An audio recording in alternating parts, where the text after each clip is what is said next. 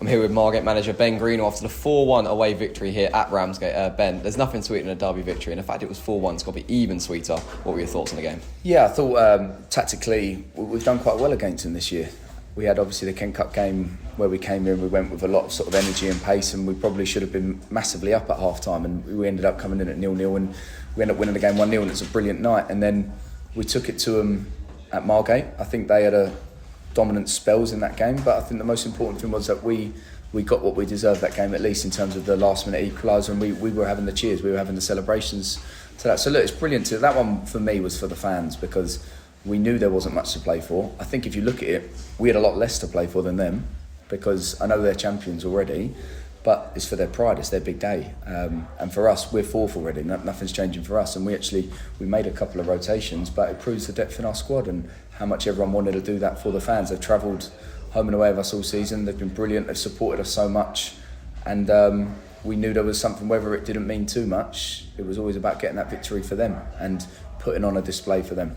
Just on the game, obviously, tempers were flaring from both sides, really, but how was it in the change rooms and obviously as a player out there, just to settle everyone down, obviously, in such a big occasion?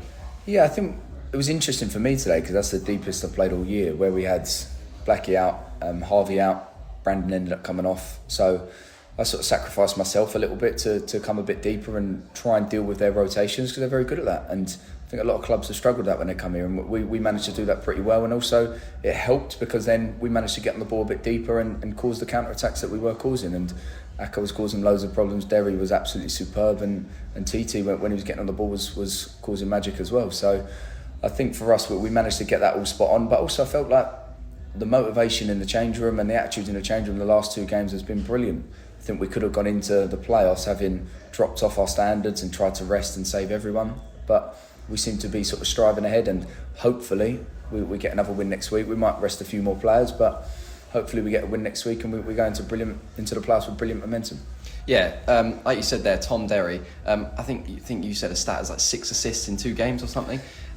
He's just unbelievable, isn't he? And it just, what an acquisition that was, and what does it mean to have him in the side? Yeah, sometimes it's hard when you have a target man that isn't getting the goals, because I think some people might look from an outside perspective and go, well, Tom Derry's not scoring for them, but the way that we play, we work off him. He causes so many problems, and assists are just as important as goals, and his numbers for that are absolutely brilliant. And he's come in and he's improved. It took a bit of time to get going, and probably us to work to his strengths and him to work to our strengths, but I think we've managed to get there. And like I said, it's the right time. And I think when you look at us from the start of the season to now, how much stronger as a squad we are.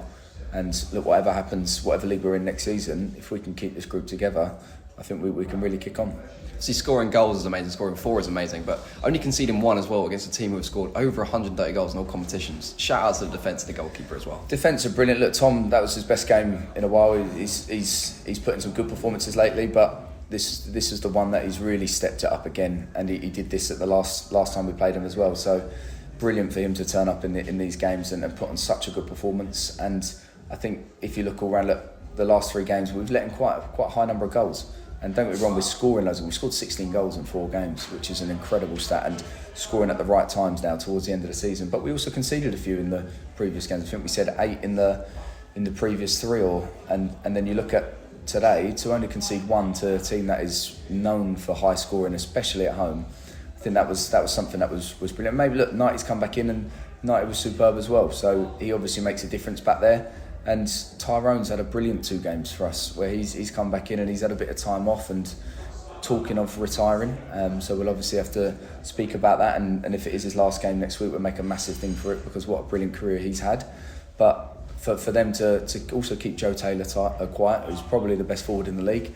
And when you look at it, he hasn't scored against us in the 3 games. So that's credit to our defence, and hopefully we can continue that going into the playoffs.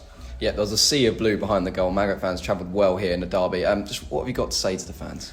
I think it's a massive thanks all year. They showed us support from the start. I think there is a credit to ourselves as well, because in the pre-season friendlies we did put in good performances. We showed that we were going to be different this year. We're going to have loads of energy. We're going to have players that wanted to play for Margate, and they bought into that very quickly, because we've had a negative 2 years. And we looked at it, we got 45 points 2 years ago, we got 39 points last year, and that's a tally of 84 points, and that's what we've managed to get this season. So we've obviously helped along that side of things, but they've been massive for us. They've kept us going in every game. We look like we've got that sort of never die attitude, and it looks like we're always going to be in games towards the end. And our stats are very interesting. In the final 20 minutes, we score a lot of goals, and you could say that's fitness, say that's energy, but I think that's a big thing as fans, because they keep us going and they sort of spur us on to win.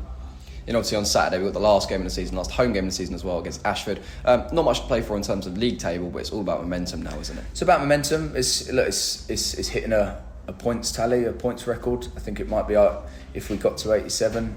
I don't know whether it is already, but it would be one of the highest points Margate's had in over 10 years. So that's something that we'd look towards. We've got our 2 points a game. We've hit that already. We just don't want to settle and keep the momentum a little bit still, but slightly disappointing with how the playoffs come, because we could end up, if players played Saturday, Tuesday, Friday, that's 3 games in 7 days, and that's not ideal. Normally a playoff game would be like a Wednesday, then maybe a Sunday or a Monday, but at the end of the day, we're the lower division, so we're the division that's been hit a bit harder with it. So we are going to have to manage players, and I just don't want people thinking that we're going light on Ashford. That's not the plan. And I think we've proven today that we can make a lot of rotations, and we still are very strong. Okay, thank you, Ben. Cheers, Josh.